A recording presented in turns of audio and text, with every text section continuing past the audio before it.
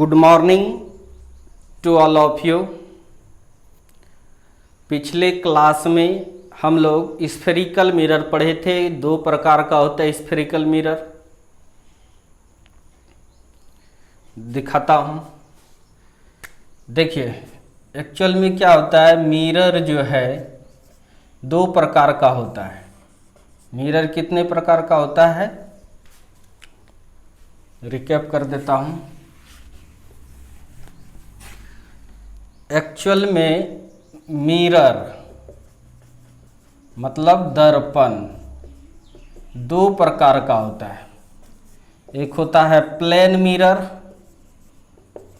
Plane mirror Hindi में इसको कहते हैं समतल दर्पण, और दूसरा होता है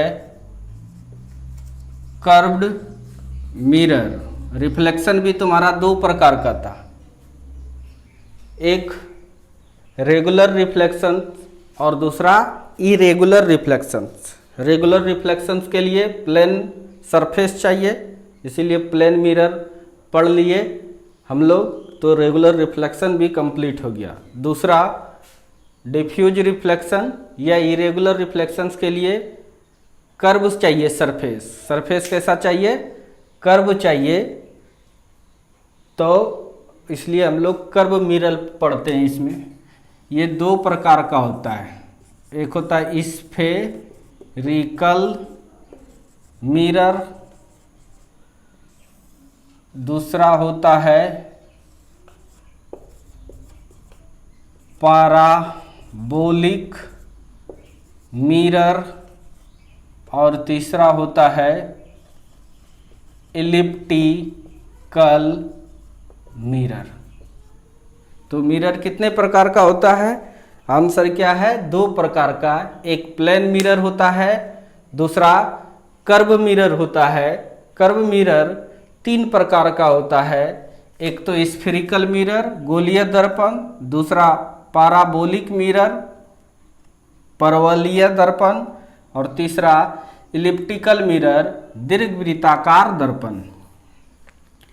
फिर हम लोग आगे देखें, स्फेरिकल मिरर भी दो प्रकार का होता है, एक कॉनकेव मिरर मतलब अवतल दर्पण, और दूसरा जो है वो कॉन्वेक्स मिरर होता है, जिसको हम लोग उत्तल दर्पण कहते हैं। तो मिरर कितने पूछेगा कोई कि मिरर कितने प्रकार का होता है, तो आप क्या जवाब दोगे कि दो प्रकार का होता है। कितने प्रकार का होता है, मिरर दो प्रकार का होता है, टू टाइप्स का होता है। एक प्लेन मिरर होता है, दूसरा कर्व मिरर होता है। कर्व मिरर कितने प्रकार का होता है, तो आंसर क्या है, तीन प्रकार का। कौन कौन सा, स्फेरिकल मिरर गोलीय दर्पण, पैराबोलिक मिरर परवलयीय दर्पण, और तीसरा एलिप्टिकल मिरर मतलब दीर्घवृत्ताकार दर्पण।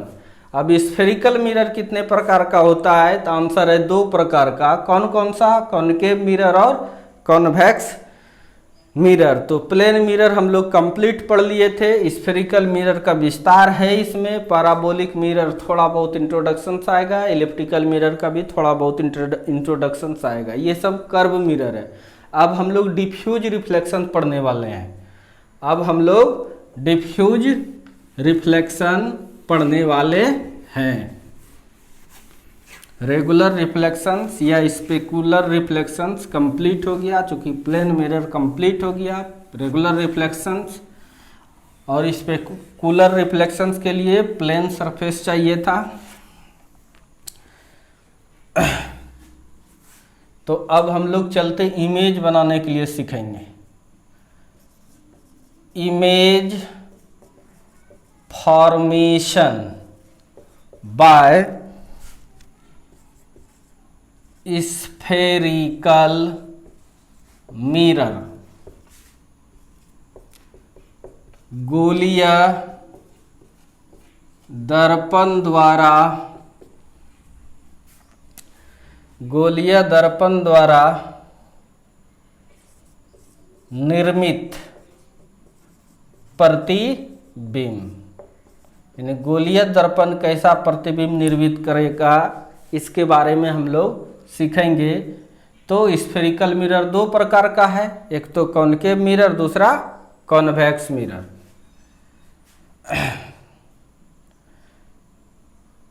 तो पहला लिख रहे हैं फॉर कॉनकेव मिरर, ये सब 10th क्लास में भी होगा। अवतल दर्पण के लिए तो सबसे पहले अवतल दर्पण सीखेंगे। देखिए किधर कलई करना पड़ेगा हमको। अवतल दर्पण में बाहर कलई किया रहता है, पढ़ लिए हो आप लोग। और ये जो है ये प्रिंसिपल एक्सिस है। क्या है ये? प्रिंसिपल एक्सिस है। इसको पोल कहते हैं। दर्पण के मिड पॉइंट से कल इंट्रोडक्शन ये सब के बारे में दिए थे, पढ़ा दिए हैं। तो ये पोल है आपका। और देखो ये कोई न कोई गोला का ही, स्फेरिकल ग्लास का ही पार्ट होता है। इसका मतलब इसका एक सेंटर होगा। तो सेंटर इसका यहाँ पर है। सेंटर को किससे दिखाते हैं हम लोग? तो सी से दिखाते हैं। किससे दिखाते हैं? सी से।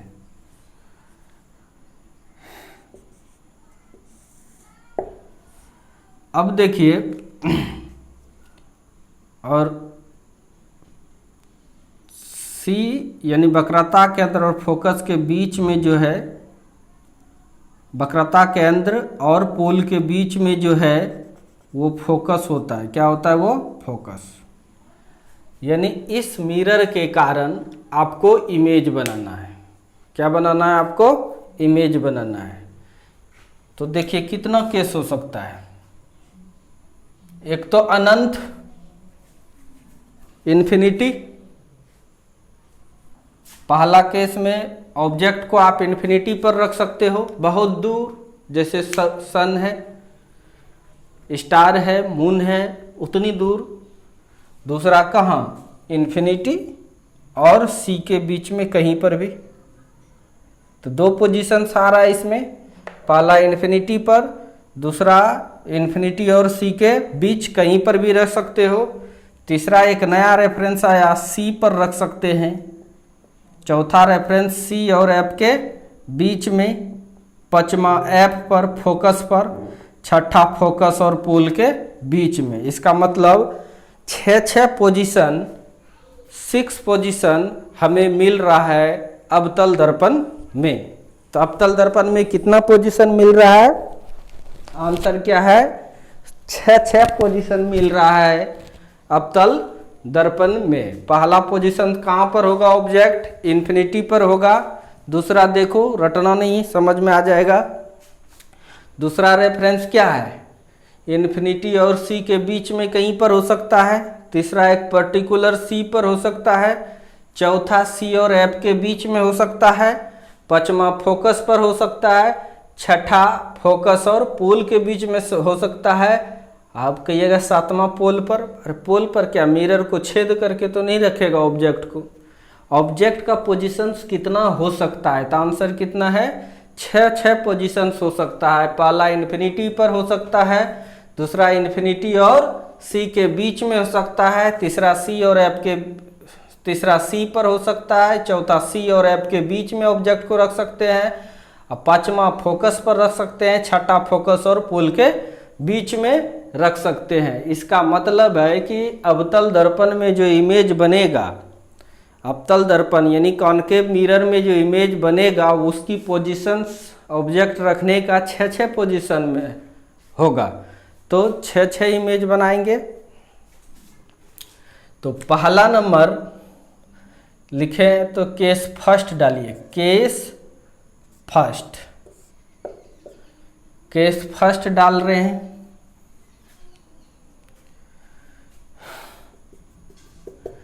रखिए when ऑब्जेक्ट एट इन्फिनिटी, मतलब जब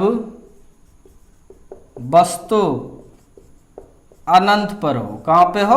अनंत पर हो। कहाँ पर हो? जब वस्तु अनंत पर हो। तो अच्छी बात है। तो देखिए इन्फिनिटी से जो भी रे आता है उसको हम लोग पैरेलल मानते हैं। ऑब्वियसली है, बहुत दूर से जो रे आएगा तो उसको हम लोग क्या कहेंगे? पैरेलल कहेंगे। क्या कहते हैं हम लोग? पैरेलल कहते हैं। तो अब मान के चलिए अनंत पर कोई वस्तु है, अनंत पर कोई वस्तु है, उसका इमेज कैसे बनेगा?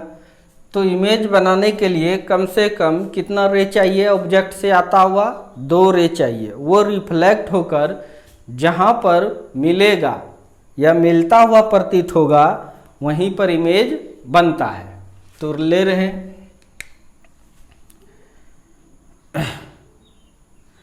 अब लॉ ऑफ रिफ्लेक्शंस थोड़ा सा बताते हैं। रिफ्लेक्शंस का नियम बदलता नहीं है। प्लेन सरफेस के लिए जो रिफ्लेक्शंस होता है वही रिफ्लेक्शन कर्व सरफेस के लिए भी होता है।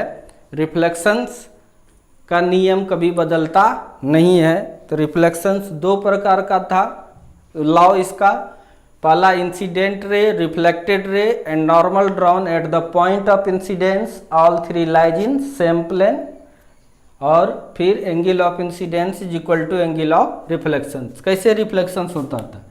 जैसे कोई भी रे आया, अब किधर जाएगा? अब किधर जाएगा इसको डिसाइड करने के लिए आपको सबसे पहले नॉर्मल ड्रॉ कर लीजिए। कर लिए, ये नॉर्मल हो गया, ये आपतित किरण हो गया। अब ये जो एंगल बनाया उसको आई कहते हैं, आपतित को आपतन कोण। अब उतना ही एंगल बनाकर ये रिफ्लेक्ट होगा, यह गारंटी है। सबसे पहला काम करना है, दूसरा काम में नॉर्मल डालना है, तीसरा रे को भेजना है, रिफ्लेक्ट करना है। तो अच्छी बात है, थोड़ा ज्योमेट्री सिखाता हूँ। सपोज डैट मानो ये सर्किल है, ये स्फेयर जो भी मानो, और ये सेंटर है। अच्छा बताइए, सेंटर से हजारों लाइन सरकमफ्रेंस को कितना डिग्री एंगल बना रहा है? 90 डिग्री। रेडियस हमेशा, ये रेडियस है त्रिज्या, रेडियस हमेशा परिधि पर मतलब सरकमफ्रेंस पर 90 डिग्री एंगल बनाता है। कितना बनाता है? 90 डिग्री एंगल बनाता है। कितना हद बनाता है? 90 डिग्री बनाता है। यह बात तो हमको पता है। अब चलते हैं हम लोग, रे को भेजते हैं। एक रे हमने फोकस से भेजा। कहाँ से भेजा? अनंत से आ रहा है, ये इन्फिनिटी है। यहाँ से इन्फिनिटी से जो भी रे आता है वो पैरेलल आता है। आया यहाँ पे। अब ये किधर जाएगा यह डिसाइड करने के लिए क्या चाहिए? आंसर है नॉर्मल चाहिए। तो बच्चा पार्टी आप जानते हो, सेंटर से परिधि पर सरकमफ्रेंस पर अगर हम रेडियस बनाएं, अगर हम रेडियस बनाएं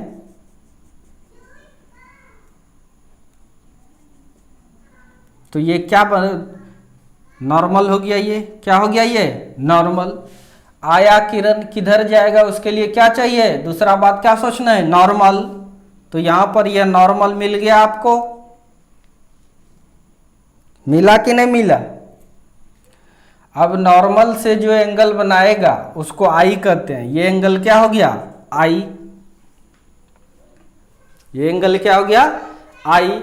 अब ये किधर जाएगा? तो इतने ही एंगल बना के, इतना ही एंगल बनाकर ये रिफ्लेक्ट हो जाएगा। इतना ही एंगल बनाकर ये रिफ्लेक्ट हो गया।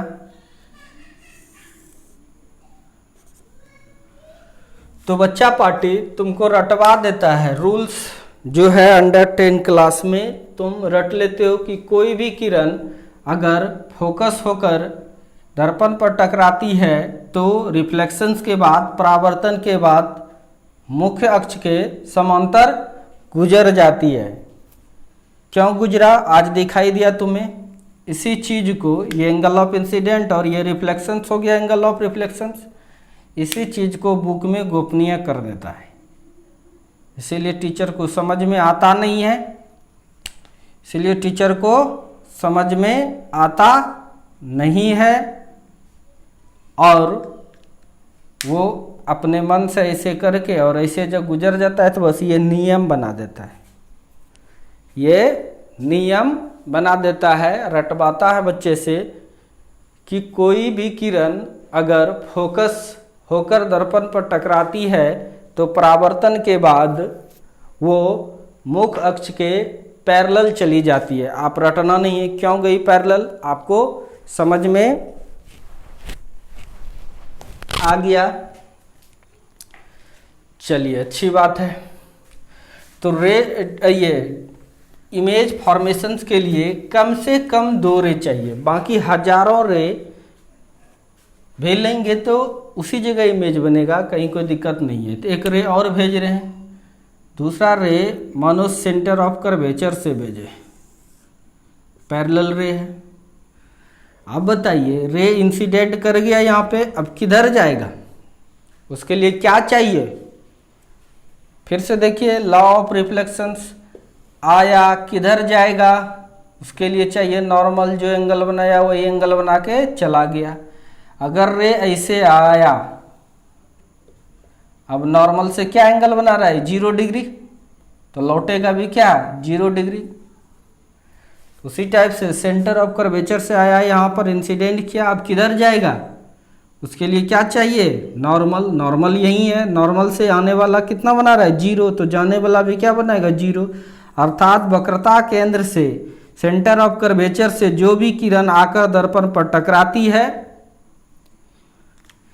सेंटर ऑफ कर्वेचर से गुजरती हुई जो रे ऑफ लाइट मिरर पर टकराती है तो रिफ्लेक्शंस के बाद उसी रास्ते से होकर गुजर जाती है। ये भी नियम तुमको लिखाया होगा, रटवाया होगा, क्यों गुजरता है तुम्हें समझ में आ गया। तो याद रखना, कोई भी किरण अगर फोकस होकर आता है तो मुख्य अक्ष के पैरेलल गुजर जाती है, और जो सेंटर ऑफ कर्वेचर से होकर आता है दर्पण पर टकराता है, टकराने के बाद परावर्तन के बाद उसी रास्ते से होकर गुजर जाती है। तो आपको पता है इमेज बनाने के लिए 2 रे चाहिए, तो 2 रे ले लिए। अब रिफ्लेक्शंस के बाद जहाँ पर इमेज पढ़ाए भी हैं आपको, जहाँ पर मिला, जहाँ पर मिला वहीं पर इमेज बना। तो कहाँ पर मिला, फोकस पर। कहाँ पर मिला, फोकस पर मिला। तो इसके इमेज के बारे में आप लोग लिखोगे तो इमेज का नेचर कैसा है, इसका जो इमेज बना, इमेज मतलब प्रतिबिंब, प्रतिबिंब देखते जाइए। ये ऑब्जेक्ट जो है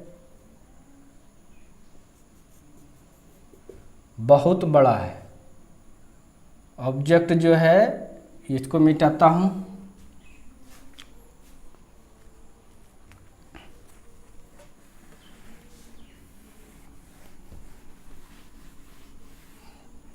ये ऑब्जेक्ट मानो इन्फिनिटी पर है, बहुत बड़ा ऑब्जेक्ट कहीं पर है इन्फिनिटी पर। 2 रे लिए हम लोग।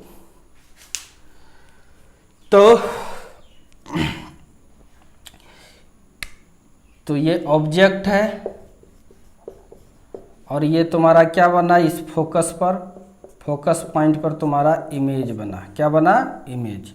तो इमेज कैसा कैसा बना, पहले देखिए कहाँ पर बना, तो आंसर क्या है, एट फोकस। कहाँ पर बना, एट फोकस, फोकस पर बना। दूसरी बात, कैसा बना, सीधा बना कि उल्टा बना, उल्टा बना। इसको कहते हैं इनवर्टेड, मतलब क्या, उल्टा। और तीसरी बात,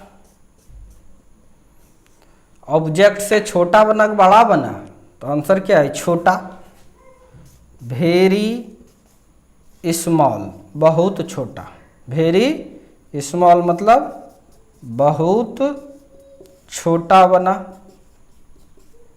और चौथा नंबर,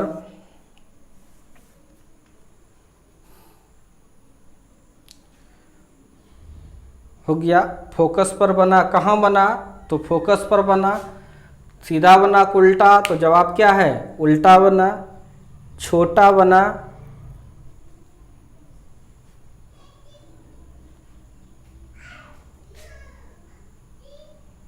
चलिए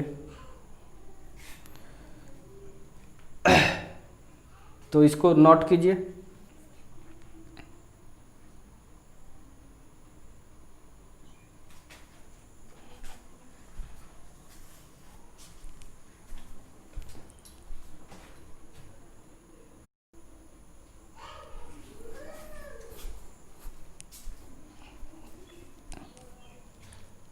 लिखे, फिर से देखो कहाँ बना? फोकस पर बना, उल्टा बना, बहुत छोटा बना। अच्छा ये बताइए, तो रियल बना कि वर्चुअल? तो आपको इमेज पढ़ाए थे, बोल्ड लाइन मिल रहा है, इसलिए कौन सा कैसा इमेज बनाई है? रियल। रियल मतलब वास्तविक। तो उतार लिए हैं, केस फर्स्ट हो गया।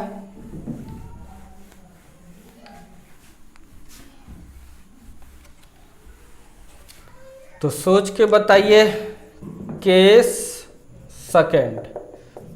व्हेन इन्फिनिटी पर रख दिए, अब इन्फिनिटी और सी के बीच में, when object is placed between infinity and C, जब अनंत और सी के बीच में हो। जब वस्तु अनंत एवं सी के बीच में हो, तब देखते हैं इमेज बनाकर। तो लो, एक ये कॉनकेव मिरर है,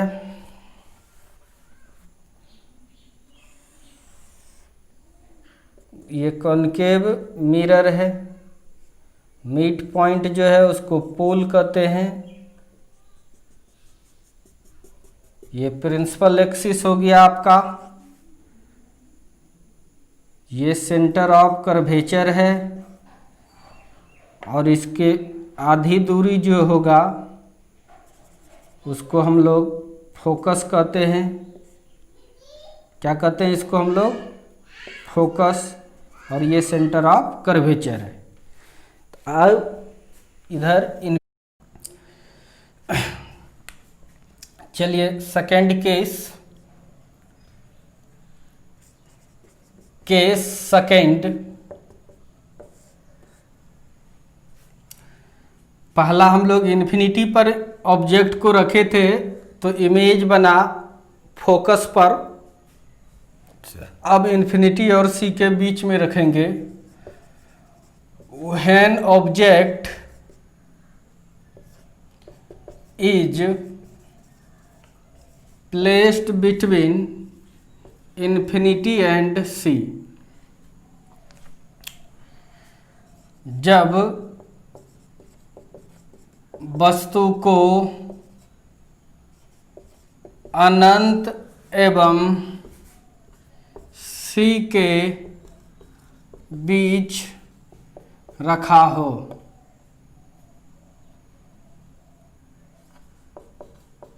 रखा जाता है। तो देखिए, ये मिरर हो गया आपका concave mirror. Mid point pole है आपका,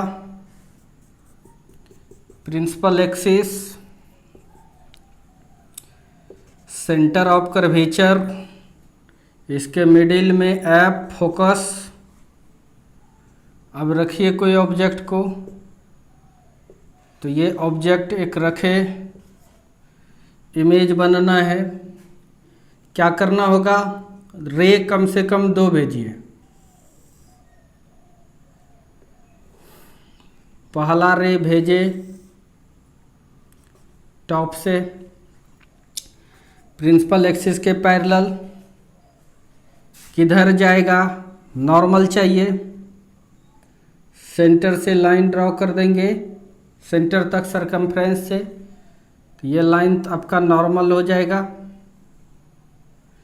जो एंगल बनाया वही एंगल बनाकर ये चली जाएगी। इसका मतलब है कि जो भी रे प्रिंसिपल एक्सिस के पैरेलल आता है वो फोकस होके गुजर जाता है। इस तो इसको मिटा देते हम लोग, गोपनीय रहता ये। जो रे प्रिंसिपल एक्सिस के पैरेलल आता है रिफ्लेक्शंस के बाद वो फोकस होकर चला जाता है। दूसरा रे भेजिए, फोकस से आया,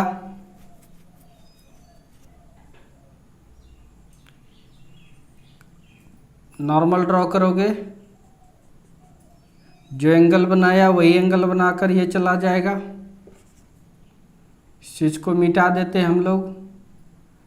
तो याद रखना, पहला क्या नियम बन गया कि जो रे मुख्य अक्ष के पैरेलल आता है परावर्तन के बाद फोकस होके गुजर जाती है। जो किरण फोकस होकर के आती है परावर्तन के बाद मुख्य अक्ष के समांतर गुजर जाती है। दो रे ले लिए, जहाँ पर कटा वहीं पर इमेज बनेगा। ये आपका इमेज हो गया।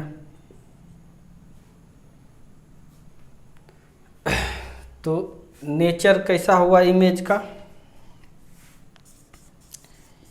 इमेज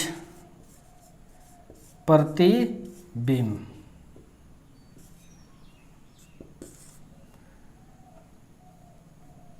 पहला नंबर कहाँ पर बना? फोकस और सी के बीच में, बिटवीन सी एंड एफ। दूसरा बात, हिंदी इसका हो गया सी एवं एफ के बीच। दूसरा बात, कैसा बना? सीधा उल्टा। ऊपर देखिए इसका मुंडा नीचे आ गया है, इसका मतलब इनवर्टेड, मतलब उल्टा। तीसरा नंबर,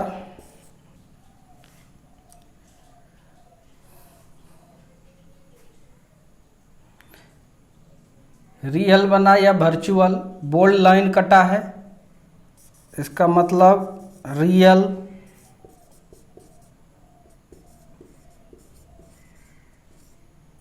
साइज की बात करें, जितना बड़ा ऑब्जेक्ट है उससे छोटा हुआ है तो स्मॉल।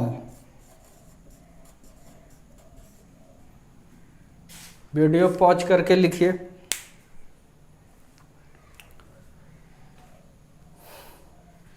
पहला इन्फिनिटी पर रखे थे, दूसरा इन्फिनिटी और सी के बीच में रखे, अब सी पर रखेंगे।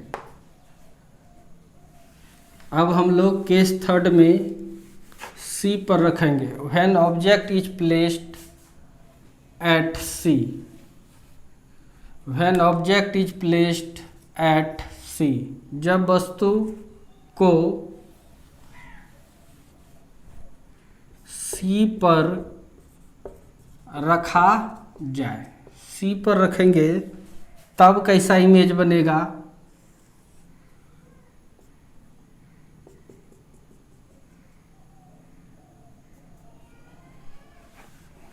कॉनकेव मिरर हो गया, प्रिंसिपल एक्सिस हो गया, पोल हो गया, सेंटर ऑफ कर्वेचर हो गया, फोकस हो गया।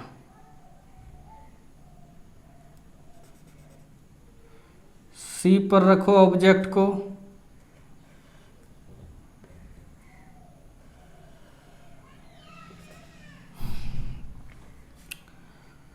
तो पहला रे प्रिंसिपल एक्सिस के पैरेलल आया, किधर जाएगा?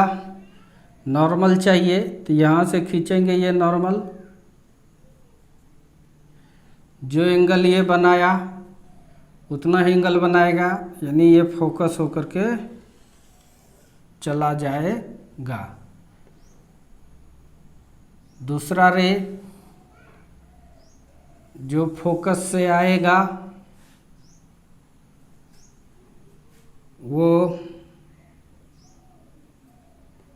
थोड़ा तिरछा हो गया है,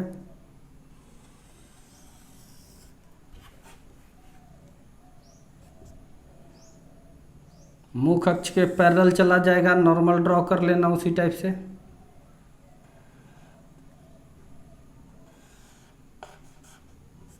यहीं पर कटा तो ये ऑब्जेक्ट था और ये इमेज बन गया।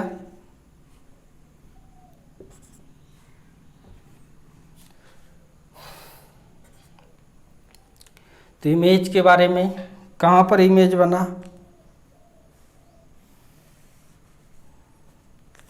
एट सी, एट सी, सी पर, वक्रता केंद्र पर बना इमेज।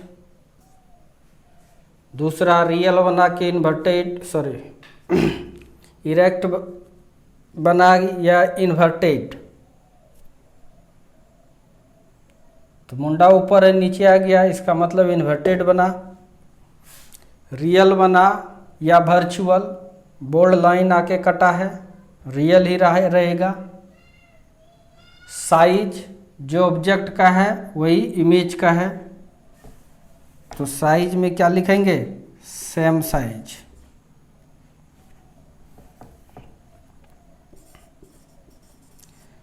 सेम साइज, समान आकार, तो केस सेकेंड हो गया, यानी पहला इन्फिनिटी पर रखे, दूसरा इन्फिनिटी और सी के बीच में, और तीसरा हम लोग सी पर रख चुके हैं, इस बार सी और एफ के बीच में रखेंगे।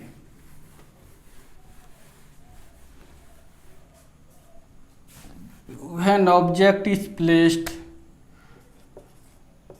between C and F, जब वस्तु सी एफ एवं एफ के बीच हो, फटाक से देखिए, कॉनकेव मिरर हो गया,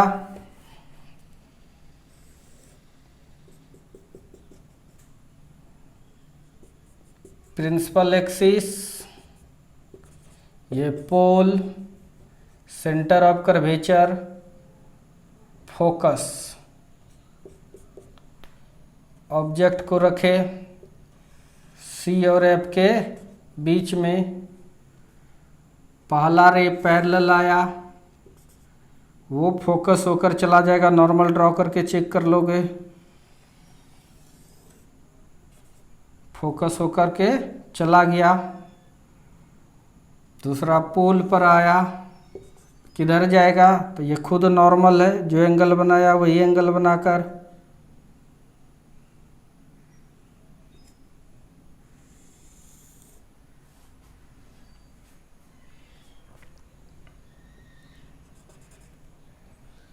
चला गया।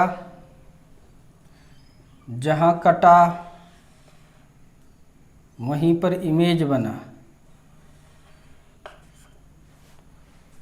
तो इमेज कहाँ बना, सी और इन्फिनिटी के बीच, तो लिखेंगे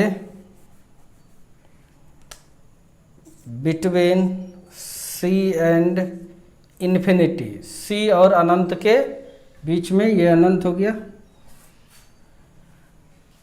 सीधा बना उल्टा, तो बात वही है, उल्टा बना, ऑब्जेक्ट ये इमेज। उसके बाद रियल बना, बोल्ड लाइन कटा है, इसका मतलब रियल बना। साइज जितना बड़ा ऑब्जेक्ट था उससे बढ़ गया, इसका मतलब क्या लिखेंगे, लार्ज, LARG, लार्ज मतलब बड़ा। इस तरह से ये तीसरा केस था, ये तीसरा केस था। वीडियो पॉज करके उतारो। Case number 4, case number 4। अब सी और एफ के बीच में रख दिए, अब एफ पर रखेंगे, प्लेस्ड बिटवीन, बिटवीन नहीं, इज प्लेस्ड एट फोकस, जब वस्तु को फोकस पर रखा, जब वस्तु को फोकस पर रखा जाता है, जब फोकस पर रखेंगे तब इमेज कैसे बनेगा। एकदम आसान है, कॉन्सेप्ट सब में सेम लग रहा है, फटाक से बनाइए। मिरर हो गया,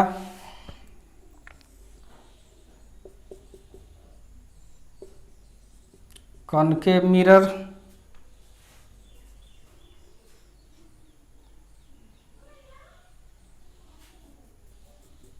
principal axis, centre of curvature, focus. रख दीजिए ऑब्जेक्ट को फोकस पर।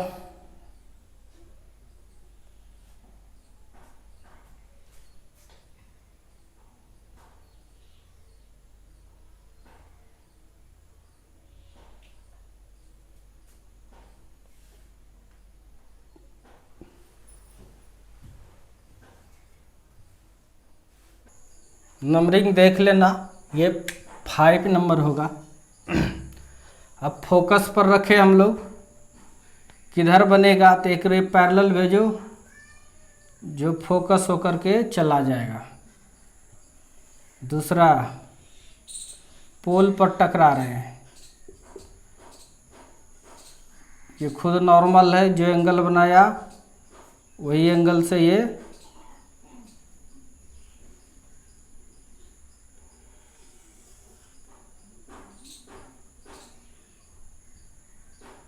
चला जाएगा।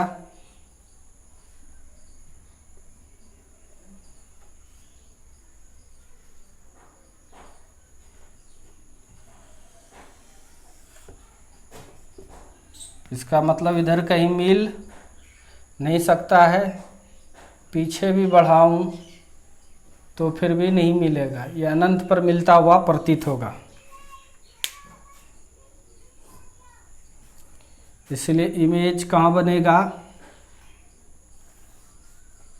पहला number at infinity, at infinity. चाहे इधर तुम मान सकते हो तो अनंत पर, क्योंकि यह पैरेलल रे कहीं पर जाके मिलेगा। दूसरा, अगर इधर मानते हो तो उल्टा बनेगा, जहाँ पर भी मिलेगा वहाँ से ड्रॉ करेंगे। इधर मानोगे तो सीधा उल्टा भी, यानी इसमें लिख सकते हैं हम लोग इमेज के बारे में,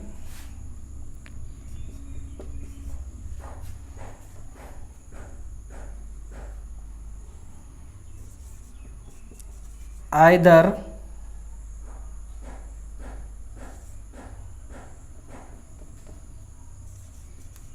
इन्वर्टेड और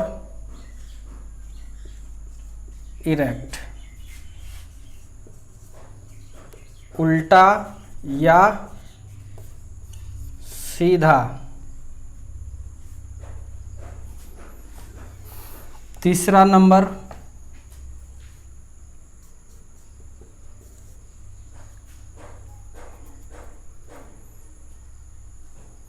रियल बनेगा कि वर्चुअल।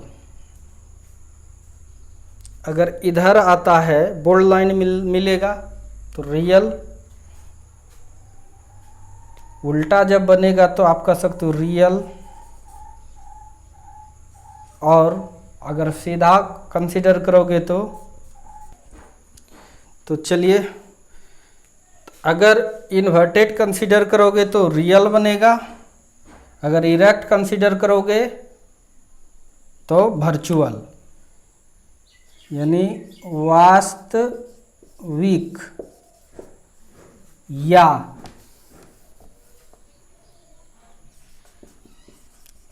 आभासी। इसको इमेजिनरी या काल्पनिक भी कहते हैं। चौथा नंबर, बहुत बड़ा बनेगा, चूँकि यह काफ़ी नीचे जाके मिलेगा या काफ़ी ऊपर जाके मिलेगा, तो वहाँ से खींचेंगे बहुत बड़ा होगा, तो लिखेंगे वेरी लार्ज, बहुत बड़ा। पॉज करके लिखो।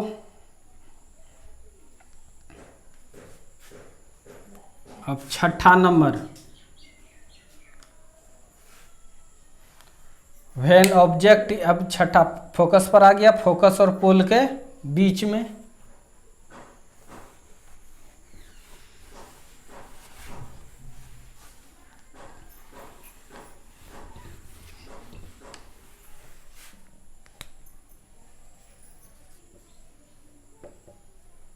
केस 6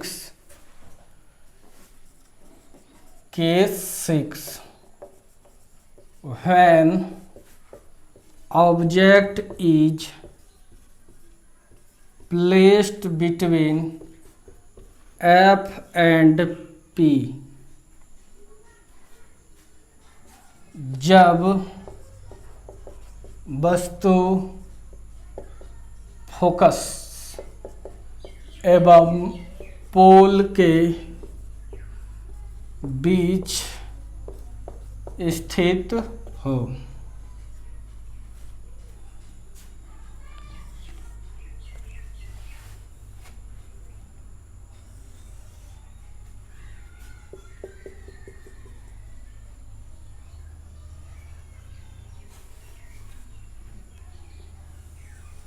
कॉनकेव मिरर,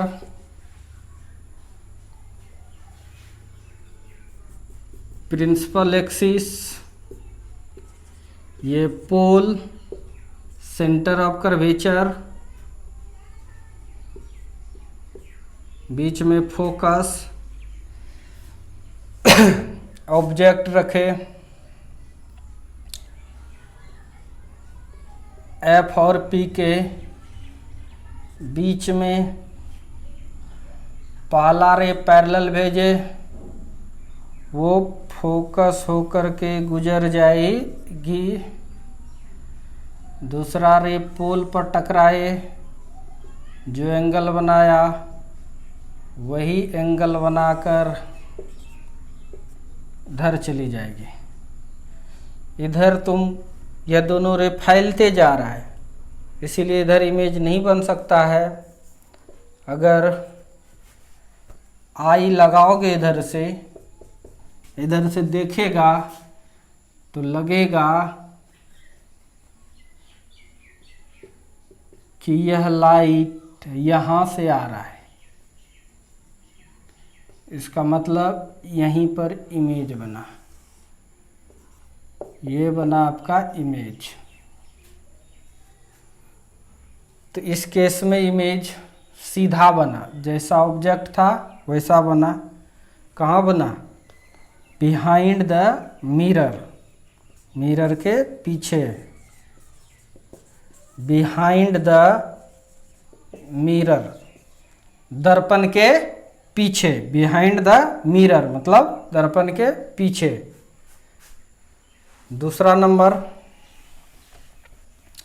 सीधा बना उल्टा, सीधा बना है इरेक्ट, सीधा। अब देखना है रियल बना या वर्चुअल, डॉटेड लाइन से इमेज बना है, इसका मतलब वर्चुअल इमेज बना। कैसा इमेज बना? वर्चुअल या इमेजिनरी कहते हैं इसको, हिंदी में आभासी या काल्पनिक भी कहते हैं। जितना बड़ा ऑब्जेक्ट था उससे बड़ा, इसीलिए लार्ज, इसीलिए लार्ज, लार्ज मतलब बड़ा। तो तुमने देखा, तुमने ये देखा कि अनंत से लेकर एफ तक इधर इमेज नहीं बन रहा था, वो सब इधर बन रहा था।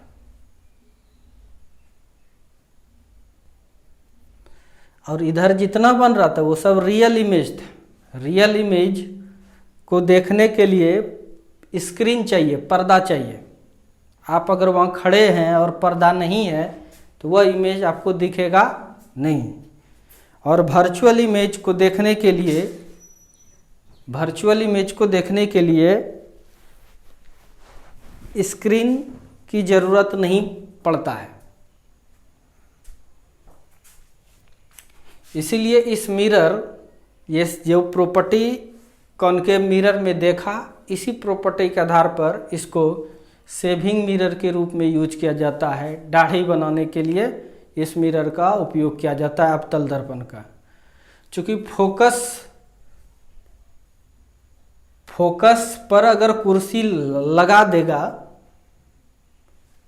तो इधर कितनों के स्टैम्बर रहेगा तो कोई भी फिगर इधर दिखेगा नहीं।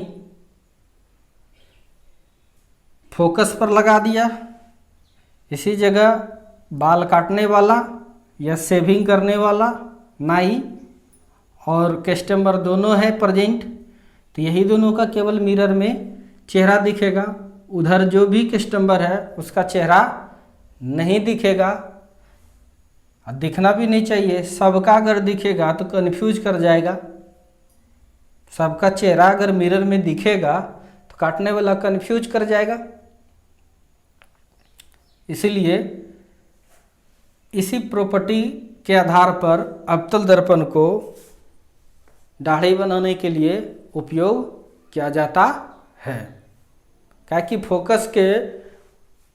फोकस से लेकर इन्फिनिटी तक कहीं पर वस्तु अगर रहेगा तो उसका इमेज नहीं बनेगा इधर, उसके लिए स्क्रीन चाहिए।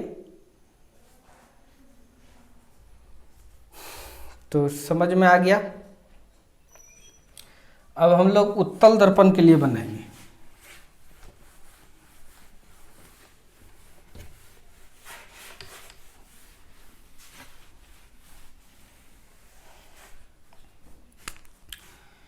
दूसरा नंबर, बाय कॉन्वेक्स मिरर उत्तल दर्पण द्वारा। इसमें मात्र दो ही केस है, लॉजिक देते हैं क्यों। Case first, when object at infinity, जब वस्तु अनंत पर हो।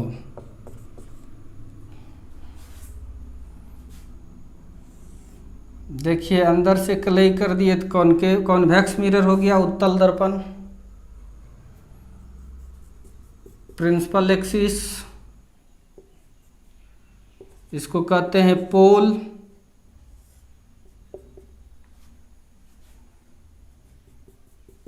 इसको सेंटर ऑफ कर्वेचर और ये फोकस। ऑब्जेक्ट जब भी रखा जाता है, जिधर रिफ्लेक्टिंग सरफेस है उधर, जिधर कलई किया रहता है उधर नहीं रखा जाता है, क्योंकि यह लाइट को रिफ्लेक्ट नहीं कर सकता है। रिफ्लेक्ट तो ये करेगा। तो यहाँ पर रेफरेंस की बात करें तो एगो पोल है, दूसरा इन्फिनिटी है। एक पोल है और दूसरा इन्फिनिटी है। तो या तो इन्फिनिटी पर रख सकते हैं या इन्फिनिटी और पोल के बीच में। पोल पर तो नहीं, मिरर फाड़ के तो नहीं रख सकते हैं। तो दो ही पोजीशंस है, दो ही लोकेशन है, इसीलिए इसमें दो तरह का ही इमेज बना सकते हैं हम लोग। तो इन्फिनिटी पर लेते हैं, तो इन्फिनिटी पर से जो भी रे आएगा वो सब पैरेलल आता है। वो रे पैरेलल आता है। तो मानो कोई ऑब्जेक्ट इन्फिनिटी पर है, वहाँ से रे आया ये पैरेलल, किधर जाएगा, फिर से कुछ नहीं करना है, नॉर्मल खींचो। जो एंगल बनाया वही एंगल बना करके ये रिफ्लेक्ट हो जाएगा।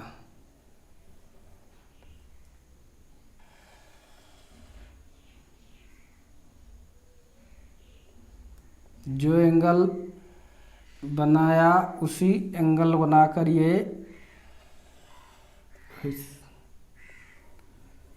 रिफ्लेक्ट हो जाएगा।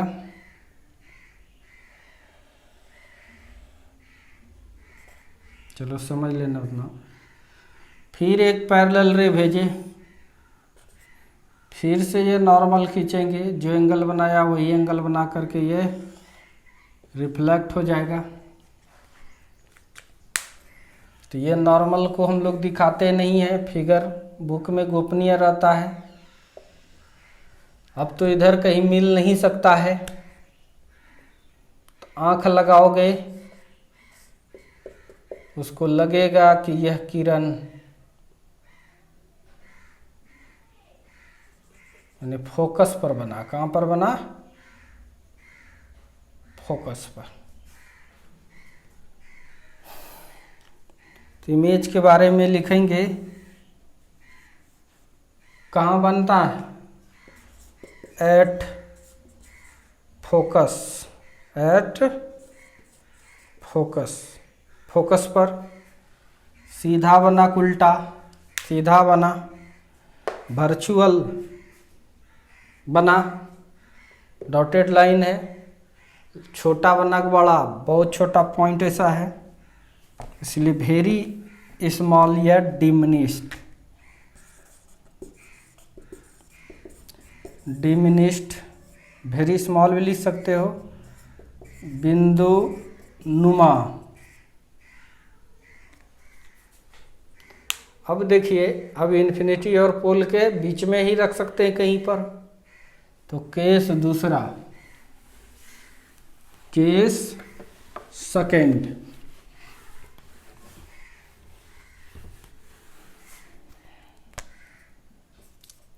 Case second, when object is placed between infinity and pole। जब वस्तु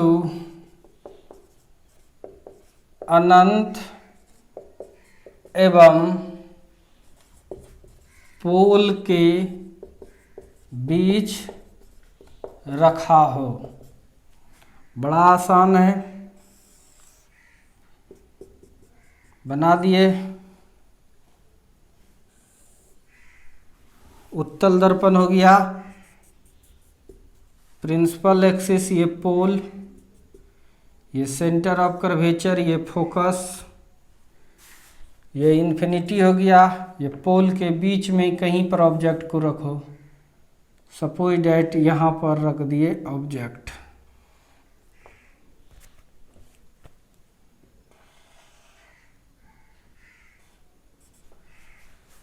ये ऑब्जेक्ट हो गया। पहला रे पैरेलल आया, किधर जाएगा? नॉर्मल ड्रॉ करोगे, जो एंगल बनाया वही एंगल बना करके ये चला जाएगा।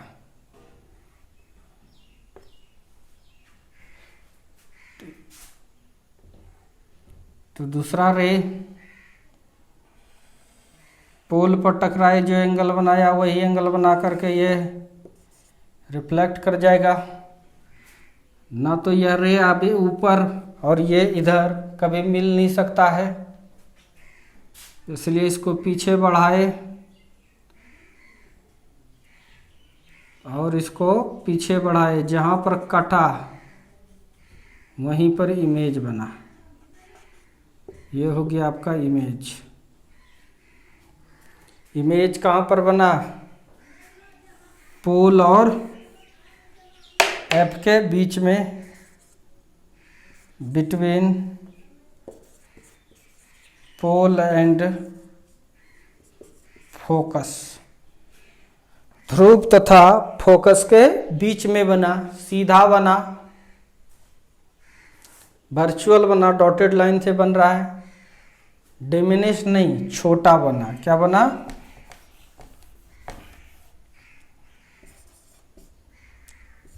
छोटा, मतलब स्मॉल।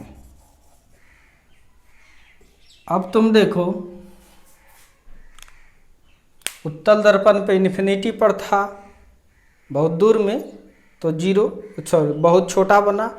जैसे जैसे जैसे जैसे नज़दीक आते जाएगा वैसे वैसे इसका साइज बढ़ते जाएगा और ये भी नज़दीक आते जाएगा।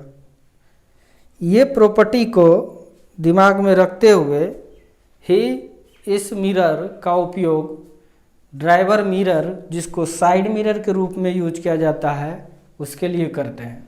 जैसे बाइक सब में मिरर है, कार सब में लुकिंग ग्लास जिसको कहते हो। काहे इस मिरर का खासियत है कि हमेशा यह इमेज फोकस के अंदर ही बनाता है, चाहे कितनों दूर क्यों नहीं है। अगर समतल दर्पण रखेंगे तो अगर 5 किलोमीटर पर गाड़ी रहेगा तो 5 किलोमीटर पर ही गाड़ी दिखाएगा, और जितना बड़ा है उतने बड़ा दिखाएगा। उसका एपर्चर भी कम होता है, इसका एपर्चर बहुत ज़्यादा है। देखिए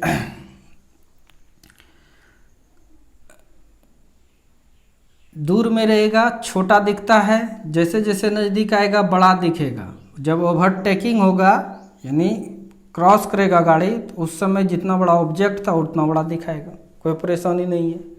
अगर अवतल दर्पण अगर लगा दो तो क्या होगा, इन्फिनिटी से फोकस तक तो दिखेगा ही नहीं, फोकस के अंदर आएगा, फोकस के अंदर आएगा तब अचानक बहुत बड़ा दिखेगा, जिससे ड्राइवर बेहोश हो जाएगा। जितना बड़ा ट्रक है उससे कई गुना बड़ा इमेज दिखा देगा, पहले दिखेगा नहीं, जब ओवरटेक करने लगेगा तब दिखेगा। तो अवतल दर्पण अगर लगा दिया जाए तो दिक्कत हो जाएगा। इसीलिए हम लोग साइड मिरर के रूप में उत्तल दर्पण का ही यूज करते हैं। ठीक है, इतना तक कंप्लीट करो तुम लोग, फिर आगे कल बताएंगे। काहे कि एक बार हमने ये सब सारी चीज़ें को पढ़ाया था, वीडियो रिकॉर्ड नहीं होकर कैमरा बंद हो गया था मेमोरी फुल होने के कारण, फिर से हमको रिकॉर्ड करना पड़ा, 2-3 घंटा क्लास लेना पड़ गया आज। Thank you.